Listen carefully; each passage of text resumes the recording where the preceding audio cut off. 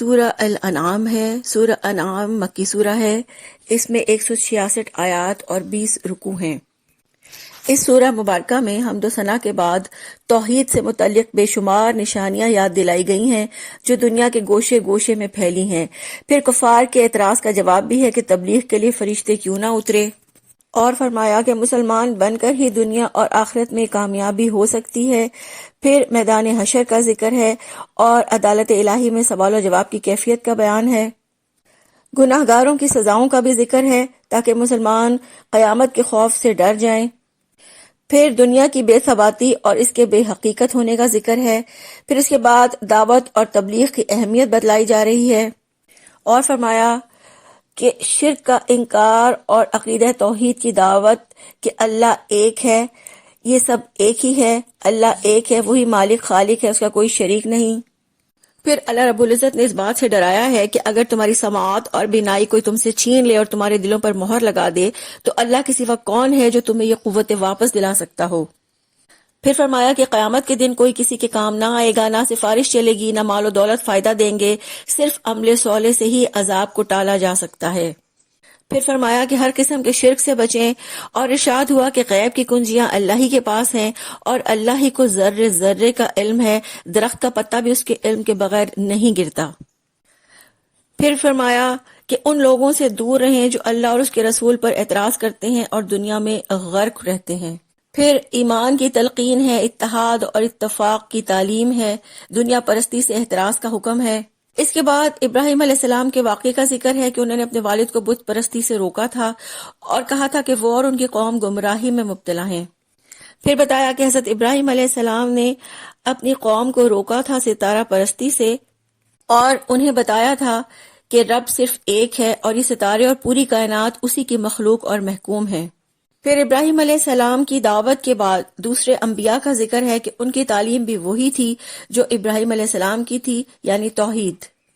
پھر یہود کی بات کا جواب ہے کہ جو کہتے تھے کہ اللہ تعالیٰ نے آج تک کوئی کتاب نازل نہیں کی، تو فرمایا اگر ایسا ہے تو ان سے پوچھو کہ تورات کس نے نازل کی۔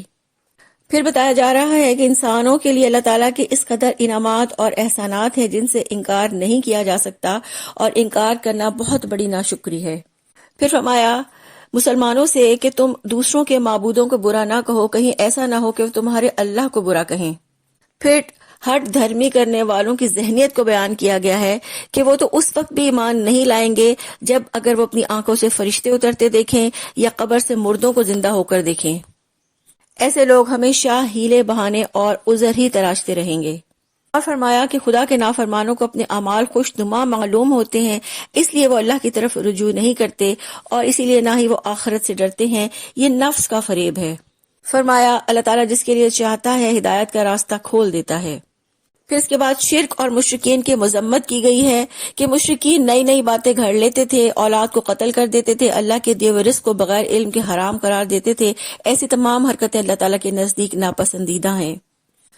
پھر اللہ تعالیٰ کے احکامات اور انعامات کا ذکر ہے، وہ انعامات جو اس نے اپنے بندوں پر کیے، مثلا سواری اور گوشت کے لیے جانور پیدا کیے، اور حلال جانوروں کے سلسلے میں ارشاد فرمایا کہ ان کو بتوں پر چڑھانا محض مشرکانہ عمل ہے۔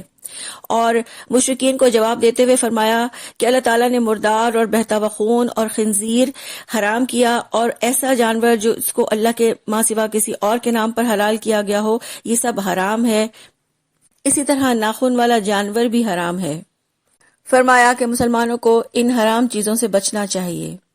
پھر فرمایا کہ نر اور مادہ گائے، بھیڑ، بکری اور اونٹ یہ سب قربانی کے جانور ہیں اور حلال ہیں۔ پھر اللہ تعالیٰ کی طرف سے عائد گئی پابندیوں کا ذکر ہے۔ سب سے پہلے کہ اللہ کے ساتھ کسی کو شریک نہ ٹھہراؤ، پھر فرمایا والدین کے ساتھ نیک سلوک کرو، پھر فرمایا کہ اپنی اولاد کو مفلسی کے ڈر سے قتل نہ کرو، اللہ تمہیں بھی رزق دیتا ہے اور ان کو بھی دے گا۔ پھر فرمایا کہ بے شرمی کی باتوں کے یعنی زنا کے قریب نہ جاؤ، پھر فرمایا کسی جان کو جسے اللہ نے محترم ٹھہرایا ہے اسے ناحق قتل نہ کرو، پھر فرمایا کہ یتیم کے مال کے قریب نہ جاؤ اور بالغ ہونے پر اسے اس کی امانت لوٹا دو، پھر فرمایا ناپ تول میں انصاف کرو، بات کرو تو انصاف کی کرو، اللہ کے ساتھ کیے گئے عہد کو پورا کرو، سیدھے راستے پر چلو۔ پھر فرمایا اللہ تعالیٰ نے بنی اسرائیل کی ہدایت کے لیے حضرت موسیٰ علیہ السلام پر تورات نازل فرمائی. پھر فرمایا کہ آپس میں تفرقہ نہ کرو، اس کا فائدہ تمہارے دشمن کو ہوگا. اور فرمایا کہ بروز قیامت نیکی کا 10 گنا اور بدی کا بدلہ اتنا ہی دیا جائے گا جتنی بدی ہوگی.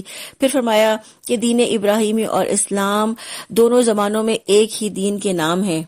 پھر حضرت ابراہیم علیہ السلام کی وہ ہدایت دہرائی گئی ہے جو انہوں نے اپنی قوم کو عطا فرمائی تھی، یعنی یہ کہ میری نماز، میری قربانی، میرا جینا اور میرا مرنا سب اللہ رب العالمین کے لیے ہے.